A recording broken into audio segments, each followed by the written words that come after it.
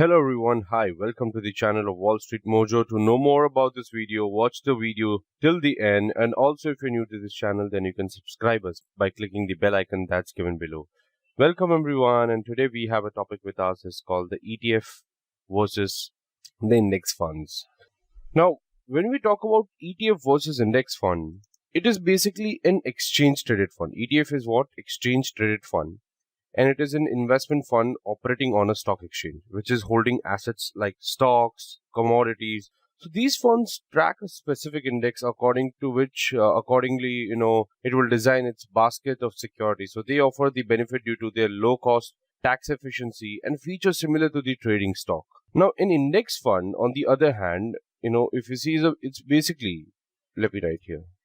Index fund, it is basically, on the other hand, it is a sort of a mutual fund type, okay, or an ETF basically constructed to follow a specific industry, okay, or index such as the S&P 500, and it may design portfolio based on the implementation rules like tax management, tracking minimization of errors, large block trading, rules which screen social and sustainable criteria, and so on and so forth. So in this tutorial, we will look at key differences between ETF versus index funds. Let's begin with the first one. Well, as you can see, there's a diagrammatic and infographics way of showing the differences. We'll start with the meaning. Fund. The index fund, it is tracking indexes of a specific exchange. Okay, when we are talking about the indexes part. Now, here the fund replicating the performance of the benchmark market index. So, the ETF versus index fund. Now, base. What is the base it takes? It will trade like other stocks, and here they will trade like a mutual funds. I'm talking about index funds. They will trade like mutual funds. It's like, you are investing in a one single basket. And here it is trading actually like a stock, but it's an ETF. The pricing, it will trade like other stocks, and here they trade like a mutual fund. As I told you, index funds are more similar to the mutual fund concept. The basis of the pricing, well, the demand and supply of the security stock in the market, as simple, and here NAV. Whenever mutual fund comes, NAV comes into picture. Whenever stock comes, price comes into picture based on the demand and supply. The trading costs. Obviously, equity is higher and mutual fund has lesser cost, no transaction fee or commission fee. Ratio, low.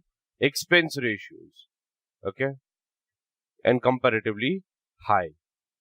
Initial investment, no minimum investment is required. Here, you can be few thousand of dollars purchased in regular investment through the SIPs. Settlement time, you have to settle within T+2 or probably 3 days. And it can be few $1,000 of purchase in regular investment through SIP. It's like you can move in anywhere. Well, so let me get you to the similarities between both of them. There are some factors which makes ETF and index funds similar in nature. Well, what are the reasons? Both index funds and ETF are classified under the head of indexing, as it involves making investment in an underlying benchmark index. The objective is to beat the actively managed funds in the multiple ways. So they have something called low expenses. Okay, so that is one thing. Since it is a benchmark invest, the objective is to beat the actively managed fund in multiple ways, and they have low expense ratios compared to the actively managed funds. And funds are managed professionally, and they aim to reduce the risk through diversification. Okay, they have a NAV, net asset value, that determines the total value, okay, of the underlying asset minus the fees divided by total number of shares. Okay, well, let me quickly get you to the differences between ETF and mutual funds, or basically the index funds, so-called. ETF is a fund which will track stock market index and will trade regular stock on the exchange, whereas the index funds will track the performance of benchmark index of the market. The pricing of the ETF over here takes place throughout the trading day, but index funds get priced at the closing day or the closing trading day. The trading fees on ETF are high. Expense ratio ranges around 0.1 to 0.5%, which is adjusted to the price, whereas in case of index funds, they have no transaction fee or commission. In Indian market, the minimum investment ETF is closely around 10,000, and the index funds requires lump sum payment of 5,000 or probably 500 if the SIP is accepted. Now, these amount of minimum investment will vary as per the country-specific applicable law. So, investment through SIP is not applicable for ETF. The pricing of ETF depends upon the demand and the supply of the securities in the market, but pricing for an index fund as per NAV, it is always going to be as per the NAV of the underlying asset. So, here, the aspect of the flexibility and liquidity is comparatively higher in ETF, okay, as basically it's an intraday pricing, which enables the trader to transact with greater flexibility rather than index funds as the NAV. So, in this case, it is computed only once a day. And here, a trading brokerage account is essential for buying or selling ETF, but no such requirement is needed for index funds. Here, ETF does not involve any entry-exit load, but brokerage, simple brokerage. Okay, and here, also the management fees and taxes and charge. But index fund involves management fees, entry load, exit load is applicable in case of liquidation prior to the stipulated time frame. Now, the application of the fund is towards the so-called hedging, okay, arbitrage, investments of surplus. Arbitrage and investment of surplus cash for ETF. But focus on index fund is the investment of the cash surplus. That's the whole idea. Well, with respect to investment application, ETF can be used for long-term investments and trading strategies, but for the index and mutual fund, it is wealth creation over the longer term through equity and debt base. ETF may have lower tax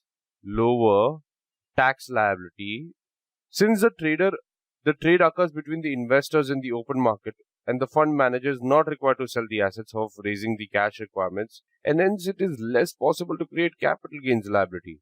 Here the capital gains tax gets applicable to the transaction but will not get impacted if the investor holds onto the shares. Conversely, in case of the index funds, it involves transactions between investors and funds and managers. If the investor wants to liquidate their share and trading for the same, it takes place in the market, giving rise to the capital gains or losses.